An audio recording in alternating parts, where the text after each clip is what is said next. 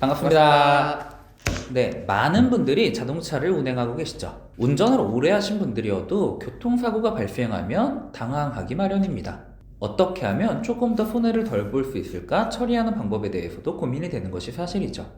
2023년 새해를 맞아서 이 자동차 보험의 보상안이 크게 개편되었습니다. 오늘은 이 개편되는 사항들에 대해서 알아볼 수 있도록 하겠습니다.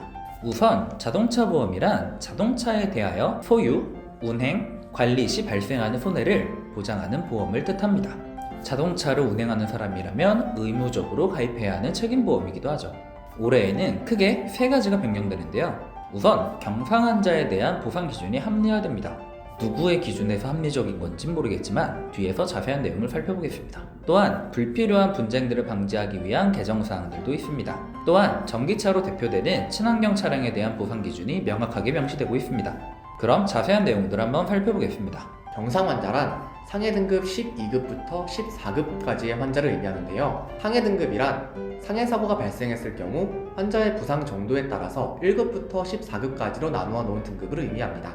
일반적으로 사고가 발생했을 경우 12급부터 14급까지의 상해 등급을 부여받게 되는데요. 골절 혹은 뇌진탕 등을 동반했을 때 11급 이상의 상해 등급을 받을 수 있습니다. 기존에는 상해 등급, 과실 비율과 무관하게 상대방의 보험사에서 치료비를 전액 지급하였지만 변경된 개정안에 따르면 대인 원의 한도까지는 상대방의 자동차 보험에서 보상하지만 초과분에 대해서는 과실 비율을 따진 후 자기부담금이 결정됩니다. 자기부담금에 대해서는 자비로 부담을 하거나 본인의 자동차 보험을 사용해야 합니다. 하지만 보행자, 자전거, 이륜차의 경우에는 현행과 똑같이 100% 상대방의 보험사에서 부담합니다. 또한 기존의 경상환자는 4주 이상의 장기치료가 가능했지만 변경된 개정안에 따르면 4주 초과의 장기치료 시에는 진단서를 반드시 제출해야 합니다. 이때 진단서 비용은 청구가 가능한 것으로 변경되었습니다.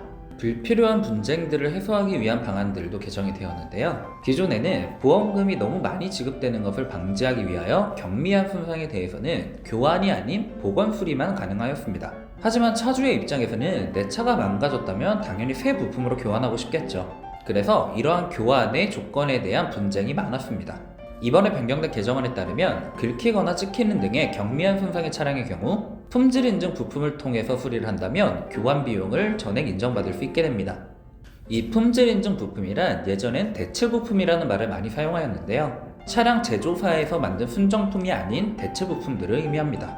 그 중에서도 차량 안전에는 지장이 없는 8가지 부품을 지정하여 놓았는데요. 범퍼, 후드, 앞, 뒤, 휀더, 앞, 뒤, 후면의 도어, 그리고 트렁크 리드 이렇게 8가지의 부품이 지정되어 있습니다.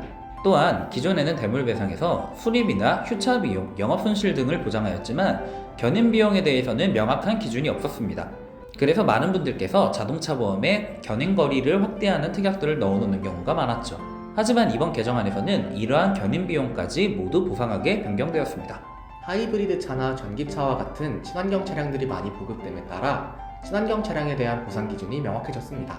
기존에는 배기량과 연식에 따라 대차료가 지급되었지만 친환경 차량의 경우에는 이러한 기준을 적용하기 어려운 점에 있어서 차량 크기를 고려하도록 변경되었습니다. 기존의 중요한 부품의 정의에는 엔진과 변속기만 있었지만 여기에 모터와 구동용 배터리가 추가되었습니다. 차량을 운행할 때 사고가 나지 않는 것이 제일 중요하겠지만 사고가 나기 전에 미리 사고 처리 기준들을 알아둔다면 실제 사고가 발생했을 때 허겁지겁 알아보면서 실수하거나 놓치는 부분들을 방지할 수 있습니다. 소소하게 바뀌는 것 같지만 꽤나 많은 부분들이 바뀐 이번 개정안에 대해서 세세하게 기억하실 필요는 없겠지만 그래도 이런 게 있구나 정도만 기억해 주시면 감사하겠습니다. 오늘의 영상이 도움이 되셨다면 구독과 좋아요 부탁드리겠습니다. 이상 돈탐정사무소였습니다. 감사합니다.